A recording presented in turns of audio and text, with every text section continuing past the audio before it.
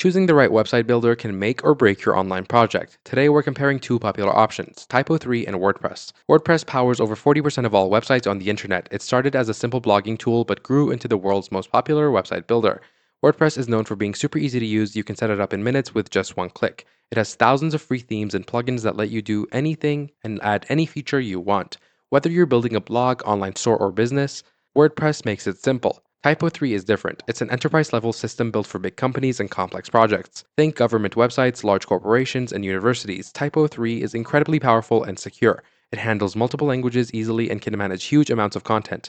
But here's the catch, it's not beginner friendly. You'll need technical skills or a developer to set it up and run it. So, what are the main differences? Well, first, it's ease of use. WordPress wins here by a mile. Anyone can learn it quickly. Typo3 requires serious technical knowledge.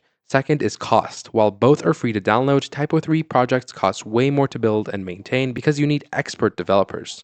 Third is plugins and themes. WordPress has 60,000 plus plugins. Typo3 has fewer options, but they're built for enterprise needs. Fourth, security. Typo3 is more secure out of the box, but WordPress can be just as safe if you maintain it properly. Finally, we have market share. WordPress dominates globally. Typo3 has less than 1% market share, mostly in Europe, specifically Germany. So, which one should you choose? Pick WordPress if you want something easy, affordable, and flexible. It's perfect for small to medium sized businesses, blogs, and most standard websites. Choose Typo3 if you're a large organization with complex needs, big budgets, and technical teams. For most people watching this, WordPress is the clear winner. Thanks so much for watching. Don't forget to check both of these websites out, and I'll see you in the next video.